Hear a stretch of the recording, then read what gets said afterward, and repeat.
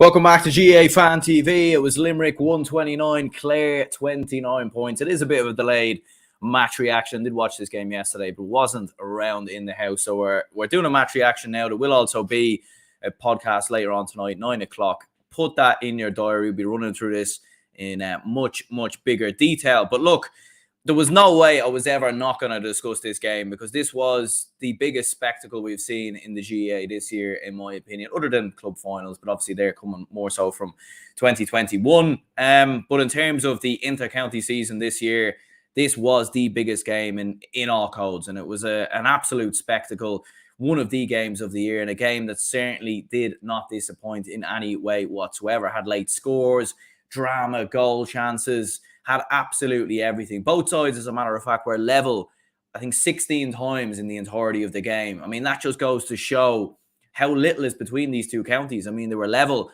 Let's not forget, obviously, going into extra time, obviously, but they're also level, of course. They drew, as a matter of fact, in the league. They drew also in the round robin as well. So really nothing between these two teams at all. But it is Limerick who once again just find a way to deliver.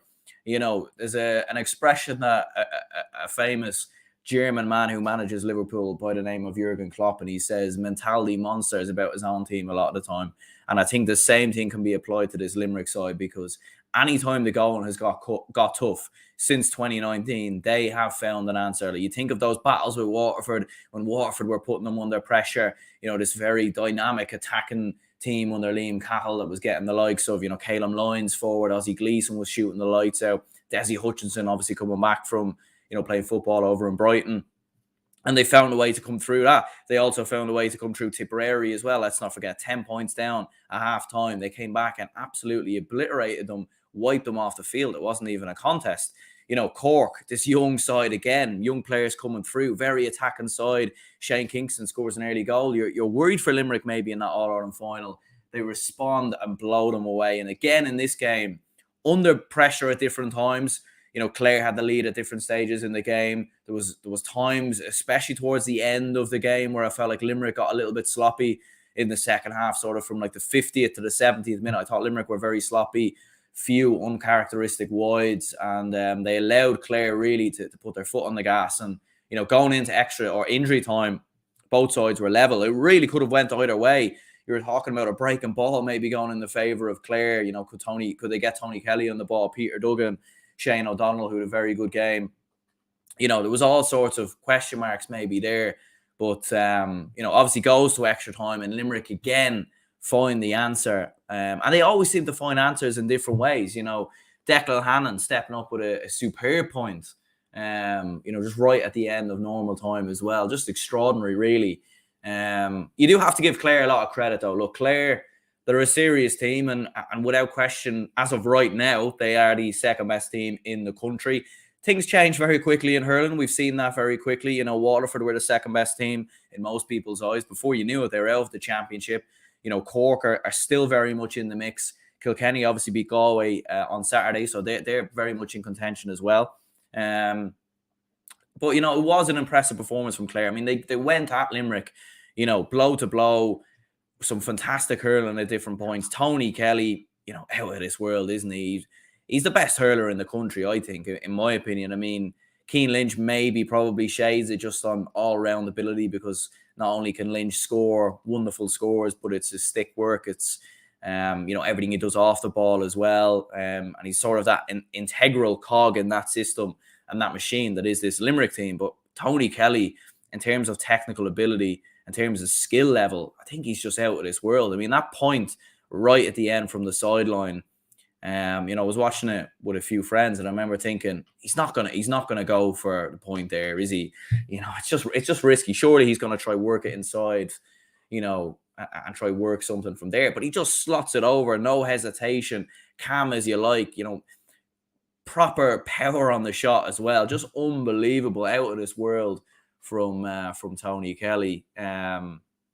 Just exceptional, really. But I think where this game was won and lost in extra time for me, I think for Limerick, really, it was just that sort of, they looked more conditioned than Clare, in my opinion. They just looked a little bit more physical. They were just faster getting to tackles.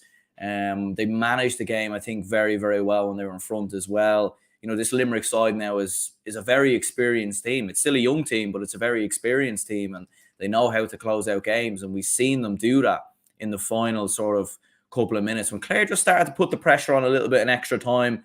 And obviously only 3 points in it. We've all seen in hurling down the years, a breaking ball, a little bit of luck along the way, and maybe Clare might have got an opportunity for the goal. But you've seen how well Limerick defended, and I think that was the main thing today for Limerick. Defensively, they were excellent. I mean, Barry Nash, Sean Finn, excellent as always. Declan Hannon, very good game. Jeremy Burns, Shane O'Donnell obviously has a big chance for Clare. It was really sort of one of the only big goal chances that I can remember from a Clare perspective. But other than Tony Kelly, I mean, Davy Fitzgerald with 5 points, stepping up again. Excellent. Peter Duggan with 4, Ryan Taylor with 3. So it's a very, very well-rounded Clare side. And, obviously hitting, they hit the opening 3 scores of the game. But Limerick, again, they just found that response, even with the atmosphere. And you could see there was a big buzz, really, from the Clare supporters with the fact that they haven't won this competition since 1998. And, big rivals between themselves and Limerick. I think the first time they've played each other in a Munster final since 95.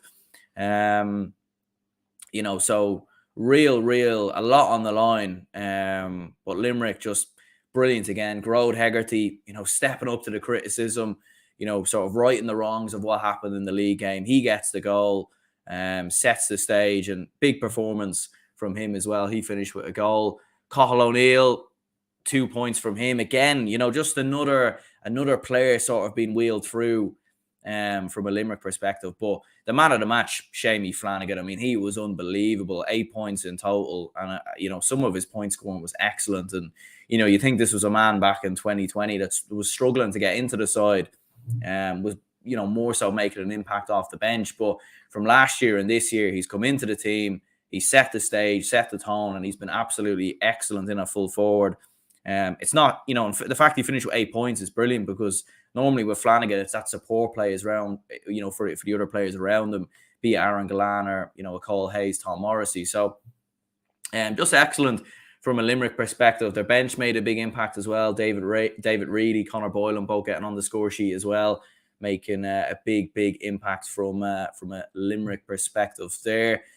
A2 says here, Barry Nash, man of the match. Yeah, I mean, look, you'd look at that Limerick defence and I think Barry Nash certainly has to get in the conversation, definitely. I mean, I'd probably give it to Shamey Flanagan ever so slightly, but when you're looking at that Limerick defence, again, just solid. And they don't concede too many goals, do they? Like, you think back, conceded a goal in the All-Ireland final against Cork last year, but generally they don't concede that many goals.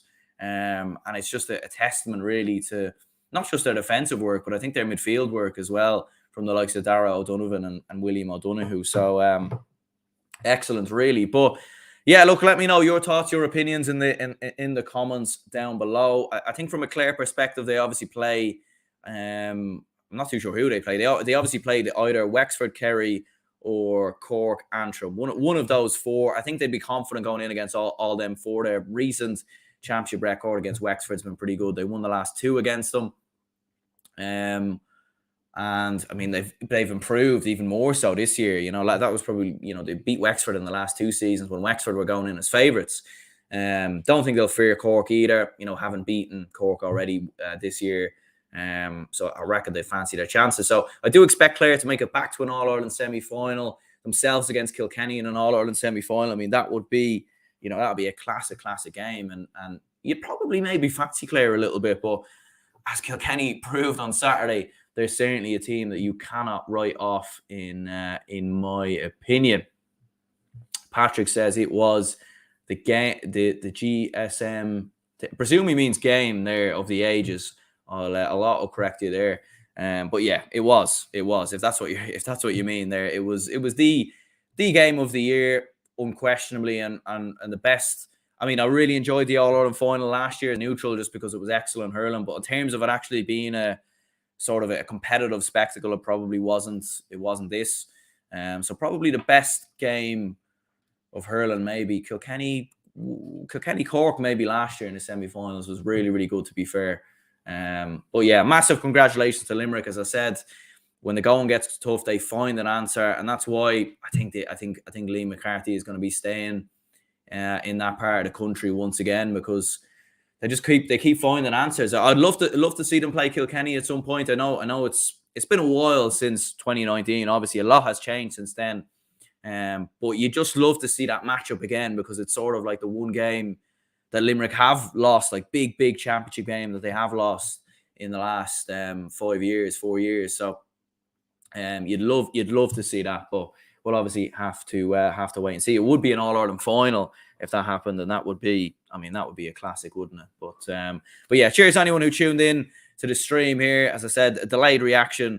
So cheers to anyone who tuned in, and yeah, we'll be going live at 9 p.m. with Matthew Hurley of the GAA Statsman podcast. We'll be running through all the football action. We'll be running through all the hurling action as well. We'll be discussing the Clare Limerick game in further detail, Kilkenny's win over Galway, Antrim beating Kerry in a thrilling Joe McDonagh Cup final, and also all the football action. Certainly plenty to discuss as well. So yeah, cheers to anyone who tuned in, and I will see you all later.